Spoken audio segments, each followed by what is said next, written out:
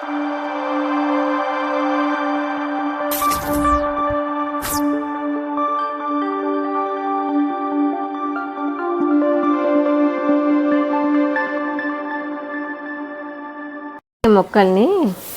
ఇట్లా పొడుగు టబ్బులో ఉంది కదా, వెడల్పు దాంట్లోకి మారుద్దామని ఎప్పటి నుంచో అనుకుంటున్నా, కుదరట్లేదు. ఇవాళ చేద్దాం ఆ పని అనేసి పెట్టుకున్నాను. 2 కలర్సే ఉన్నాయండి. కాకపోతే చాలాసార్లు గంగాజీ కూడా చెప్పారు వెడల్పు దాంట్లో పెట్టండి అని. ఇది లైట్ పింక్, డార్క్ పింక్. వీటిని ఇప్పుడు వెడల్పు డబ్బులలోకి ఇవి ఉన్నాయి కదా, నీటిలోకి మారుద్దామని.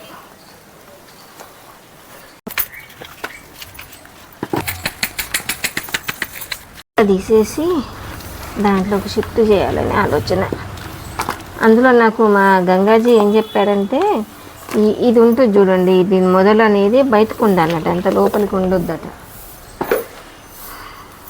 మరి దాన్ని ఎలానో పెట్టడం కొంచెం ట్రై చేయాలి. ఒక చెట్టు పెట్టాలంటే మనకి ఎన్ని సామాగ్రులు కావాలి చూసారా. దీనికి 2 హోల్స్ చేశాను. చేసి వేస్తున్న దీని మీద టైల్స్ ముక్కలు ఉంది.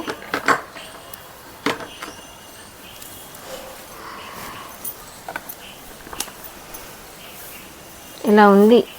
మరి ఇది పైకి వచ్చే వరకు పెట్టాలి అంటే, మరి కింద మట్టి ఎంత పడుతుంది? ఎంత కూడా పట్టదు కదా, చాలా తక్కువ మట్టి పడుతుంది.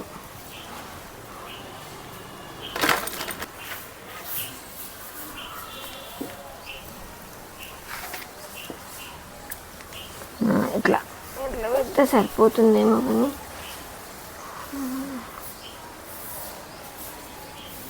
ఈ కాండమే చాలా పెద్దగా ఉంది. మరి దీన్ని ఇలా పెట్టాలి అని చెప్పారు. చూద్దాం ఇలా.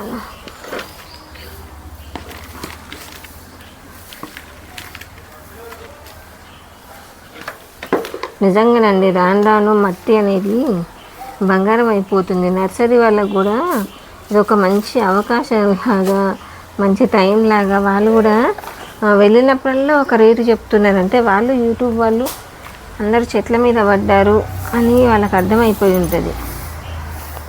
అయింది పోయినప్పుడల్లా ఒక రేటు, పోయినప్పుడల్లా డబ్బాకి 10 రూపాయలు 5 రూపాయలు అట్లా పెంచుతున్నారు. కానీ తప్పదు కదా. నేనైతే ఇప్పుడు మధ్య చాలా లేని మట్టి తీయకలేండి. ఆ రోజు ఎప్పుడో తెచ్చా, దాన్ని అన్నీ కలిపేసి అలా స్టోర్ చేసి పెట్టుకున్నా. ఇంకా చెట్లు కూడా నేను కుండీలు కూడా పెంచొద్దు అని డిసైడ్ అయినా కదా. ఇంకా అంటే ఉన్న వాటిని చేసుకోవాలి కానీ ఇంకా ఎక్కువ చేయొద్దు అని. అందుకే మట్టి కూడా తేవట్లే. ఒక 2 బకెట్లలో కలిపింది, దాన్నే పెట్టుకుందామని. గంగాజీ వీడియో చూస్తే చెప్పండి, ఇలా నేనా పెట్టేది? మీరు చెప్పినట్టుగా ఇది కాస్త పైకి వచ్చేటట్టుగా పెట్టాం. మరి ఇంకా వేర్లు అయితే బయటకు ఉన్నాయి కొన్ని. చూద్దాం మరి. మళ్ళీ మీరు ఒకసారి వీడియో చూసి నాకు చెప్తే, సలహా ఇస్తే, అందులో మీరు అడేరియం ప్లాంట్స్కి మీరు డాక్టర్ కదా, మీరు కాస్త మాకు సలహా సూచనలు ఇస్తే దాన్ని బట్టి మళ్ళీ ఏమన్నా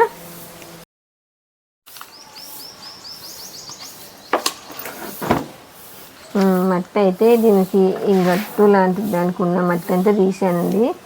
అయినా కొన్ని వేర్లు అయితే బయటకు ఉన్నాయి. చూద్దాము. కొంచెం ఇసుక కూడా వేసానండి. ఇసుక వేసి మళ్ళీ మధ్యలో పైన మళ్ళీ మట్టి వేసాను. చూద్దాం మా గంగాజీ చూసి ఏం చెప్తారో. ఇంతేనా ఇంకేదన్నా మార్చాలన్నా అది చూసి చెప్పాక మళ్ళీ చేద్దామండి. ఇదే విధంగా ఇంకోటి కూడా పెట్టేస్తాను. ఓకే అండి. చూడండి ఇప్పుడు అదే గంగాజీ చూసి నాకు జవాబు ఇవ్వండి తొందరగా. ఇస్తే ఒక 4-5 రోజుల తర్వాత మళ్ళీ దాన్ని ఏమన్నా మార్పులు చేర్పులు చేయమంటే చేస్తాను.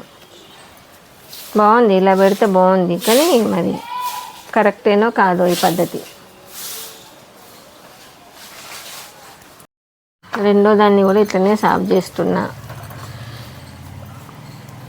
ఇంకా వెడల్పు ఉండాలంటారా? మరి టబ్బు ఒకటి ఇంట్లో ఉండేనండి, ఇది పాతది ఉండే, ఒకటి కొనుక్కొచ్చా ఇది కొరకు. ఉంది ఇంకొకటి ఉంది కానీ అది నేను మైదాకు పెట్టుకున్నప్పుడు దాంట్లో కాళ్ళు పెట్టుకోవడం కొరకు అన్నట్టు నాకు అది. ఈ విధంగా వచ్చిందండి గంగాజీ. ఏమైనా పర్టికులర్గా ఈ వీడియో గంగాజీ కొరకేనండి.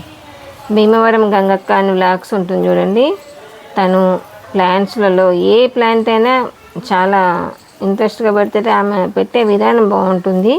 అందులో అడేనియం ప్లాంట్లకైతే ఆపరేషన్లు చేసి సర్జరీలు చేసి వాటిని సెట్ చేసి పెడతారండి.